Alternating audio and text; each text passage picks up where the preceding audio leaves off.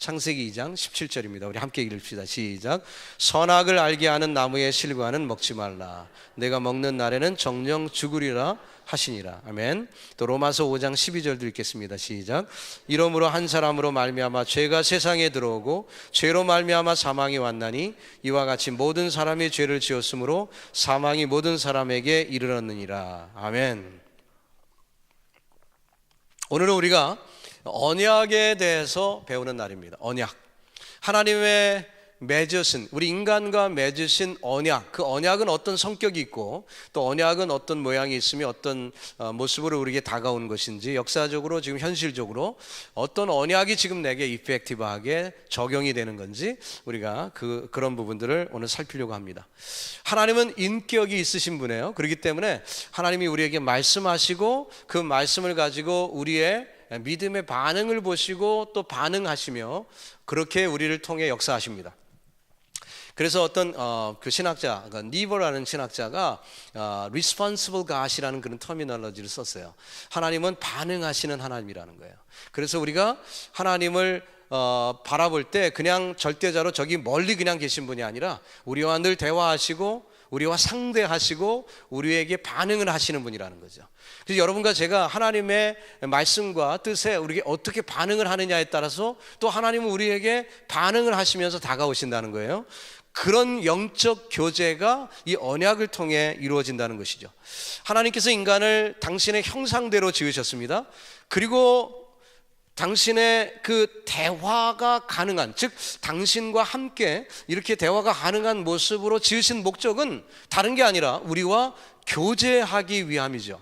자, 아담을 그의 형상대로 지으셨을 때는 아담과 교제하고 대화하고 그러기를 원하셨던 거예요. 물론 삼라만상 모든 것이 하나님의 명령에 순종할 수 있죠. 하지만 주님은 우리에게 자유의지를 주셔서 우리가 주님 앞에 내 스스로 리스판스하고 내 스스로 판단하여 대화할 수 있는 특권과 은혜를 주셨어요. 그렇기 때문에 그 모습 가운데 우리와 교제하기를 원하셨죠. 그러나 하나님이 그렇게 선하게 우리를 지으셨음에도 불구하고 인간은 꾀를 내서 그만 그 자유의지를 잘못된 방법으로 써서 불순종하는 그런 일이 벌어지고 만 거예요. 그것이 죄지요.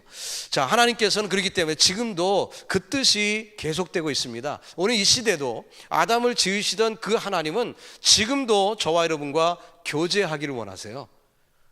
교제하기를 원하세요. 말씀으로, 기도로, 찬양으로 교제하기를 원하세요. 그래서 우리가 찬양을 할 때도 그냥 우리가 무슨 노래 자랑이나 노래 대회를 하거나 혹은 스스로 무슨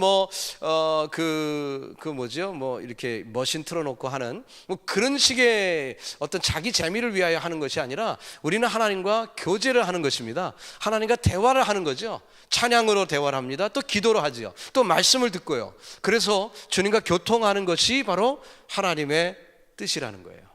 여러분, 오늘도 하나님께 이 말씀으로 교제하는 놀라운 축복이 있기를 바랍니다. 자, 하나님께서 인간들을 이렇게 선하게 다루시고 선하게 지으셨음에도 불구하고 우리가 꾀를 냈는데, 그때 하나님의 선하신 방법 중에 하나가 뭐냐면 언약, 계약이라는 것입니다. 그 언약의 형태를 우리가 먼저 나눈다면 일반 언약과 특별 언약으로 이렇게 나눌 수가 있어요. 이 일반 언약이라는 것은 세상에 흔한 그 언약입니다. 법적인 어떤 규칙적인 계약 그런 거죠. 여러분이 돈을 주고 물건을 사고 팔고 그럴 때도 이루어지는 조건이 있고 계약이 있잖아요. 이런 걸 이제 일반 언약이다, 일반 계약이다 이렇게 표현하는 것입니다. 그렇기 때문에 이것은 일반 계약은 꼭 믿는 성도에게만 이렇게 포커스된 것이 아니라 믿거나 안 믿거나 세상 사람 모두에게 해당되는, 적용되는 그런 것이죠. 근데 거기에 일종의 원리가 있어요. 일반 언약은 사람들이 자유롭게 체결할 수 있지만 현실의 문제에 대해서만 다룬다는 특징이 있어요. 그래서 이 땅에서 이 현실적인 문제만 다루는 거예요. 죽은 다음이라든지 사후세계 이런 거는 일반 언약이 다루는 영역이 아니에요. 그래서 세상의 모든 일반 언약은 사람이 살아있을 때만 적용이 되는 거예요. 그래서 이 세상에서만 적용되는 것이 일반 언약입니다. 그러나 특별 언약은 다릅니다. 특별 언약은 우리 믿는 자들에게 해당되는 언약이에요. 그렇기 때문에 금생애뿐만 아니라 내세까지 적용되는 것이 특별 언약입니다.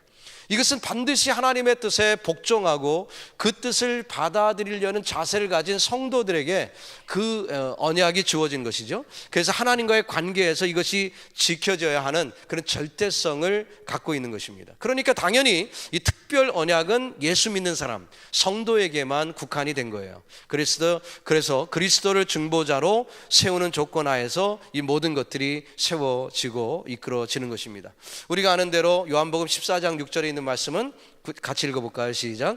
예수께서 가라사대 내가 곧 길이요 진리요 생명이니 나로 말미암지 않고는 아버지께로 올 자가 없느니라. 자, 이 말씀 길, 진리, 생명, 언약의 기초가 되는 이 모든 일들이 믿는 사람에게만 주어진 거라는 거죠. 믿지 않는 사람에게는 예수님이 내가 곧 길이다 했는데 그 사람들에게는 이거 뭐 관심도 없고 이것이 뭐 그들에게 별로 의미가 없어요. 그러나 우리 믿는 사람들에게는 예수께서 말씀하기를 내가 곧 길이다 하는 것이 너무너무 소중한 거죠. 왜냐하면 우리가 예수를 믿음으로 구원을 얻기 때문에. 그래서 이렇게 특별 언약은 우리에게 성도들에게 주어지는 것이고 이것은 이 땅에만 국한된 게 아니라 내세까지 연결되는 것이다 하는 그 특성을 우리가 볼 수가 있습니다. 자, 이 언약의 방법은 어떻게 되어집니까? 행위 언약과 은혜 언약으로 나눠서 생각을 해볼 수가 있어요. 행위 언약은 말 그대로 행위의 언약입니다. 그래서 아담을 지으셨을 때 하나님께서 아담과 하와와 맺으신 언약이 있어요. 어떤 것이죠? 선악과를 따먹지 말라.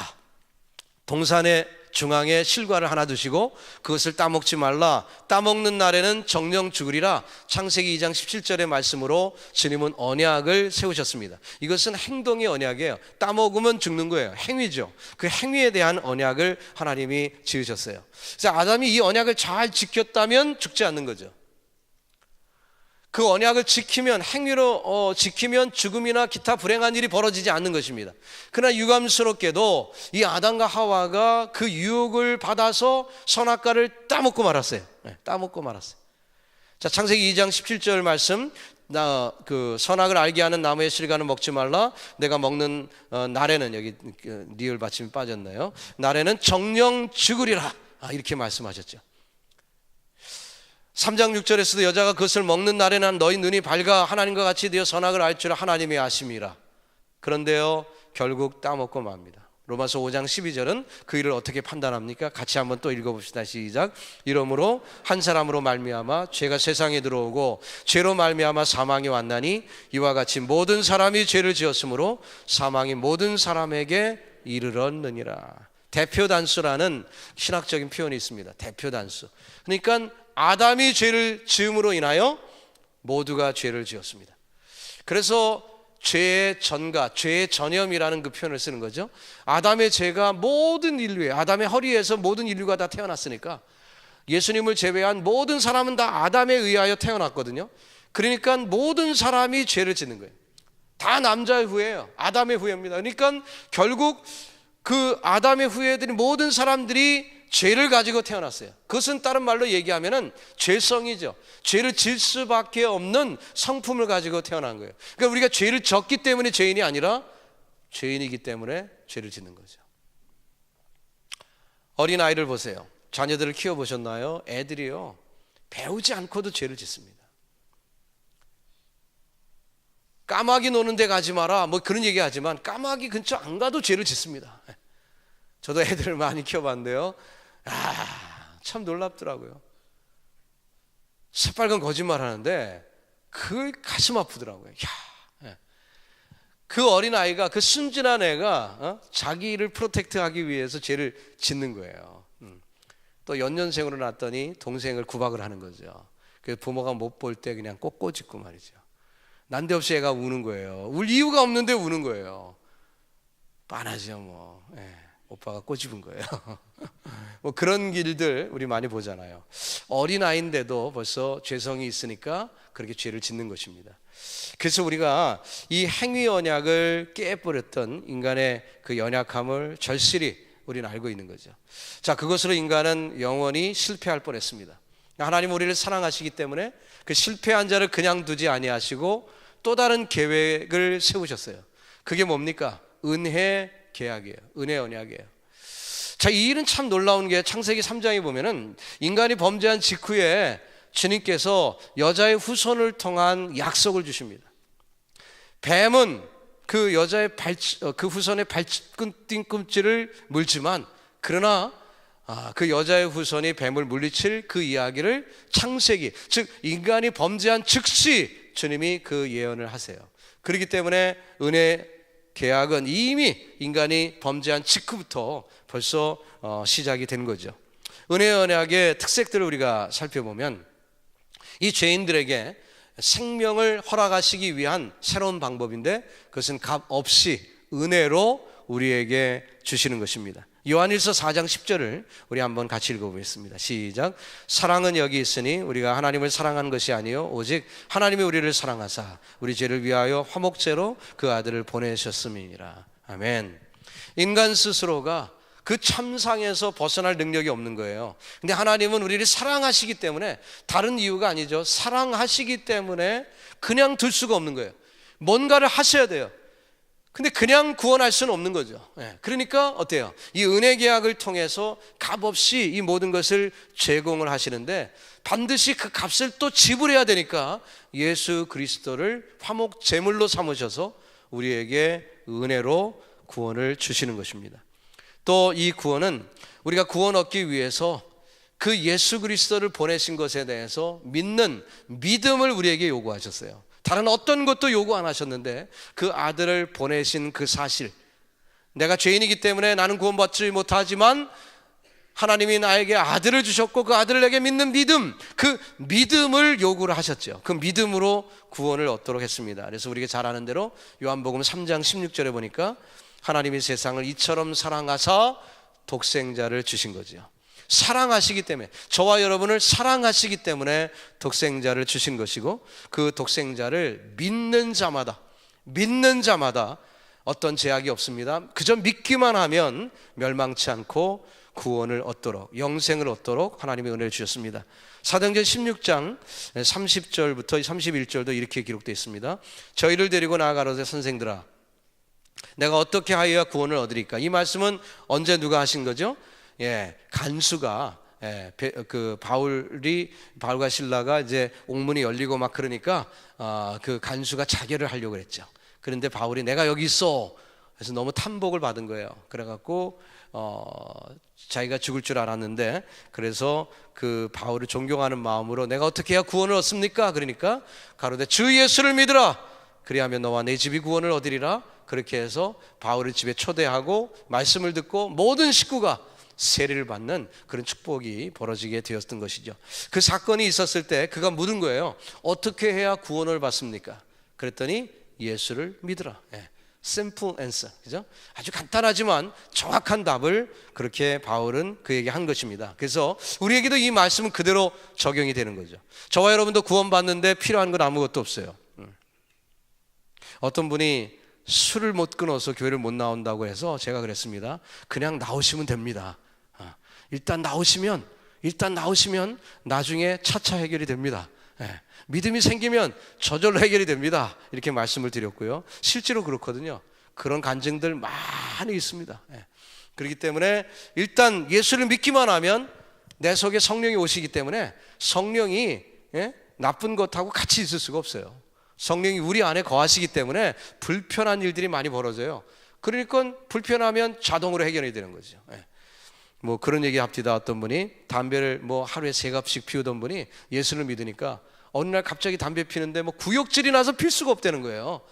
저절로 끊어졌다고 그런 얘기를. 당연하죠. 우리가 성령의 전인데 성령의 전이 연통이 돼서 되겠습니까? 그러니까 그게 안 되는 거예요. 그래서 다 해결이 되죠. 그래서 필요한 것은 다른 게 아니에요. 술, 담배 끊고 나와야 된다? 절대로 그렇지 않습니다. 일단 믿기만 하면 다 해결이 되는 거예요. 일단 믿는 거죠. 그거 하나만 주님이 요구하셨어요. 다른 거 없습니다. 자, 세 번째로 구원받기로 정해진 사람들에게 뭘 주신다고 했어요? 성령을 주신다 약속하셨습니다. 왜냐하면 우리의 연약함을 너무 아시는 거예요. 우리를 사랑하시는데 아담의 실패를 통해 하나님은 또 우리를 지으신 분이니까 우리의 신부까지 아세요. 우리를 모태에서 우리를 지으신 분이에요. 그러니까 주님은 우리의 연약함을 너무너무 잘 아시기 때문에 우리에게 모든 책임을 맡기지 않았어요. 우리가 연약함을 아시기 때문에 우리에게 성령을 주시는 거예요. 믿는 순간 성령을 주시는 거예요. 이게 어떤 것이 먼저냐 어떤 것이 후냐 신학적으로 학자들이 옥신각신 하는데 뭐 이렇게 중요한 게 아니에요. 하여튼 믿을 때 성령이 오세요. 예. 그래갖고 성령이 오셨기 때문에 믿었다 해도 되고 믿을 때 성령이 왔다 해도 되고 뭐 이렇게 큰 문제 아닙니다. 신학자들은 그것 갖고 뭐가 먼저냐 막 이렇게 따지는데 저 별로 그런 거 관심 없어요. 중요한 거는 어쨌든 경험적으로 보면 믿을 때 성령이 오신 거예요. 그런데 그 성령이 오시면은 내 속에 수많은 변화들이 벌어집니다. 왜냐하면 주인이 바뀌었으니까. 주인이 바뀌었으니까. 내가 죄의 종이었다가 이제는 죄에서 자유롭게 되고요. 더 이상 죄가 나를 이렇게 저렇게 좌지우지 못하고요. 성령이 주인이 되셨으니까 성령이 이끄시는데 성령이 불편해 하시는 건 내가 금하게 되고 성령이 기뻐하시는 것을 내가 하게 되고 그래서 하나님이 원하시는 모습으로 성화가 되어지는 거죠. 그 놀라운 역사가 우리에게 임하는 것입니다. 하나님은 우리의 연약함을 아시기 때문에 그래서 예레미야서에 보면은 그런 말씀이 있는 거예요. 이 백성이 죄 가운데 있는데 그래서 내가 새 계명을 주시고 새 언약을 주신다는 거예요. 그래서 그 New Testament 새 언약의 그 말씀들이 우리에게 올 때 다른 거 아니에요. 우리 마음을 변화시킨다고 그랬어요. 말씀 우리에게 마음에 주신다고 했어요. 옛날에는 돌 위에 있었습니다. 옛날에는 글로 적은 율법이 있었어요. 근데 그걸로 안 되니까 그걸로 실패하니까 아예 말씀을 마음에 주셔서 내 마음이 주의 뜻을 따를 수 있도록 그렇게 바꿔주신다고 예레미야서에 이미 나와 있어요. 근데 그 말씀을 통해 우리가 깨닫는 게 뭐죠? 실제로 경험을 해보니까 내가 성령님이 인도하시는 그 은혜를 체험하게 되더라는 거예요. 자, 그것이 예레미야 때는 그것이 성령의 역사라는 표현을 쓰지 않았지만 우리 신약 성도들은 분명히 아는 거죠. 성령님이 오셔서 변화가 되는 것입니다. 증인들이 누굽니까? 제자들이에요. 제자들이 예수님의 부활을 알았습니다. 부활하신 것을 알았어요. 아니 부활을 알았으면 이제는 주님의 뜻대로 전도하며 이렇게 살아야 되는 건 아닙니까? 근데 언제까지 그거 못하죠? 예수님이 약속하신 성령을 주실 때까지는 그 일을 못했어요. 베드로가 예수님 부활하신 거 만난 다음에도 어디로 갔습니까? 고기 잡으러 갔어요. 베드로가 그러니까 나도 따라간다 하고 베드로를 따라간 사람들도 있었어요. 오죽하면 예수님이 해변가에 가서 베드로를 만나주시고 네가 나를 사랑하느냐 3번이나 물으시면서 그렇게 교제를 다시 채널을 여시고 내 양을 먹이라 내 양을 치라 하시며 사역이죠. 베드로에게 맡겨주신 사람 낚는 어부의 사역을 다시 리콜하셔서 확인하셔서 글을 쓰시잖아요. 결국 그를 붙들어서 몇 날이 못되어 성령이 오래 하신 말씀대로 그들이 기도할 때 성령이 며칠 만에 오셨죠? 승천하신 다음에 열흘 만에 오셨어요.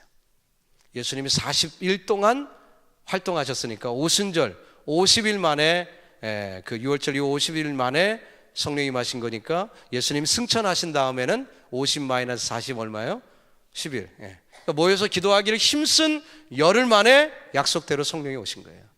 그때 다 은혜를 받고 베드로가 성령에 충만하여 말씀을 증거할 때 그들이 통회함이 어찌할꼬 성령이 주신 마음이죠. 그래서 모두 자복하고 회개할 때 성령을 받은 거예요. 여러분 우리에게도 동일한 은혜가 그렇게 오는 것입니다.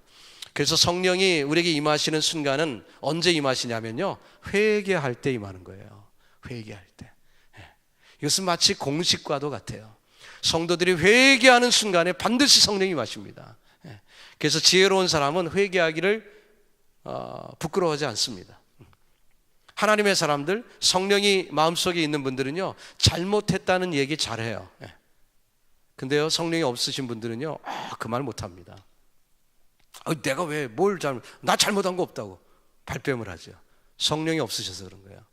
근데 성령이 있는 사람 증거가 나타나는데 회개의 영이기 때문에 잘못했습니다. 제가 부정합니다. 제가 연약합니다. 제가 잘못했습니다. 회개하는 마음이죠. 그 고백을 잘합니다. 여러분 스스로의 입술에서 나오는 이야기가 무엇인지 확인해 보세요. 내가 성령의 증거가 있는가? 성령이 계심에 증거가 있는가? 사도행전적인 역사인 것입니다. 자, 그래서 구원받기로 정해진 사람은 모두가 한 분도 빠짐없이 성령을 받은 사람이에요. 요한복음 3장 5절에 보면 사람이 물과 성령으로 거듭나지 아니하면 하나님의 나라에 들어갈 수 없느니라. 이 구절을 해석하는 방법이 두 가지가 있어요. 물과 성령. 그래서 캐톨릭에서는 물 세례를 반드시 받아야 된다 이렇게 주장을 하지만 이 헬라어로 카이라는 그 연결 접속사는 물과 엔드로도 이렇게 번역이 가능하지만 물 즉 성령으로도 번역이 가능한 단어입니다. 사실은 그 번역이 더 옳은 거죠. 물 즉 성령으로 거듭나지 아니하면. 그러니까 다른 어떤 것이 아니라 성령으로 거듭난다는 그 뜻을 강조하신 것으로 해석하는 것이 옳습니다. 그래서 성령으로 나지 않으면 하나님의 나라에 들어갈 수 없는 것이죠. 그러니까 구원받은 사람은 단 한 사람도 성령 받지 못한 사람이 없는 거예요. 거꾸로 접근하면 고린도서 12장 3절에서도 분명히 증언하죠. 성령이 아니거든 누구든지 예수를 주라 할 수 없느니라. 여러분, 예수님을 주님으로 고백하고 계십니까? 예수님이 주님 맞아요? 여러분 성령 받으신 거예요. 성령 받으신 거예요. 내가 뜨거운 체험을 막 화끈하게 받지 못했다 할지라도 내가 분명히 예수를 주로 고백하고 있다면 성경이 증언하기를 성령이 아니면 그거 안 일어난다는 거예요. 그러니까 내가 예수님을 주로 고백하고 있다는 증거는 뭐예요? 성령이 내 속에 이미 오셨다는 거죠. 여러분 믿음으로 받아들이시기 바랍니다. 하나님 말씀이에요. 말씀으로 받아들이고 아멘 할 때 마음에 담대함이 있는 거예요. 의심의 영은 누가 주는 것입니까? 사단이 주는 거예요. 사단은 의심의 영이에요. 그렇기 때문에 내가 구원받았나? 자꾸 의심을 일으키게 하죠. 그래서 그것에 넘어가면 안 됩니다. 그래서 이 그 확신 속에서 여러분이 믿음 생활 잘 하시기를 주님의 이름으로 축복합니다. 자, 이 언약의 시대적인 구분을 우리가 보면 율법 시대와 복음 시대로 또 나눌 수가 있습니다. 그래서 율법 시대는 이제 구약 시대죠. 그 율법 시대의 이 언약은 선지자들 통해서 예언으로 전달되고 할례나 제사나 유월절 양 이런 등등 그 유대인에게 이미 주신 그 규례들로 이렇게 모든 것이 지배하게 되는데 그 모든 제사법이라든지 그들이 하고 있었던 이 리추얼, 이 그 의식들을 가만히 보면 그 속에 다 누가 드러나죠? 예수 그리스도가 보이는 거죠. 그래서 유월절 어린 양 예수님이죠. 예수님. 제사장이 하는 사역 누구의 사역이죠? 예수님의 사역이죠. 대제사장 대신 예수님의 사역이죠. 성경이 다 나와 있습니다. 고린도전서 5장 7절에 보니까 너희는 누룩 없는 자인데 새덩어리가 되기 위하여 묵은 누룩을 내어버리라. 우리의 유월절 양 곧 그리스도께서, 유월절 양 곧 그리스도라고 표현하면서 과거 유월절 어린 양은 누구의 예표다? 예시다? 그리스도의 예시다. 이렇게 우리가 알 수 있는 것입니다. 히브리서는 히브리인들을 위한 글이거든요. 거기에도 제사법과 이렇게 많이 비교가 되어 있는데 복음에 대해서 9장 11절에 보니까 그리스도께서 장래 좋은 일에 대제사장으로 오사 그렇게 표현했습니다. 그러니까 구약의 대제사장, 제사장이 하고 있는 것, 그 대제사장이 1년에 한 번 속죄소에 들어가서 시은좌에 들어가서 정말 속죄 예배를 드리는 그 1년에 한 번 드리는 그 일, 그 뭐예요? 예수님이 그 일을 했다는 거죠. 그런데 예수님은 단번에 그 일을 하셨어요. 조금 있다가 그 얘기도 나오는데 어쨌든 그래서 이 구약의 모든 일들이 예수 그리스도를 보여주는 거예요. 그래서 예수님은 율법을 폐하러 온 것이 아니라 율법을 완전케 하러 오셨다 이렇게 말씀하고 계시는 것입니다. 이제 예수님이 오심으로 복음의 시대가 되었어요. 신약 시대가 시작이 된 거죠. 그 복음 시대의 언약은 이 전도를 통해서 우리가 많은 그 경험을 하는데 특별히 예수 그리스도를 믿게 되는 모든 사람에게 이 제사장의 권리가 특권이 부여되게 되었습니다. 영접하는 자 그 이름을 믿는 자들에게는 하나님의 자녀가 되는 권세를 주셨어요. 하나님의 자녀. 저와 여러분이 하나님의 아들이 된 줄 믿습니다. 예수님은 나는 하나님의 아들이다 했다가 돌맞을 뻔했었죠. 근데 우리는 예수님 덕분에 하나님의 자녀가 되는 특권을 우리가 지금 누리고 있는 거예요. 얼마나 감사한지요. 로마서 8장에도 성령이 친히 우리 영으로 더불어 우리가 하나님의 자녀인 것을 증거하시나니 라고 말씀하고 있습니다. 여러분 이 놀라운 축복 누리심을 확인하시고 담대하게 승리하기를 주님의 이름으로 축복합니다.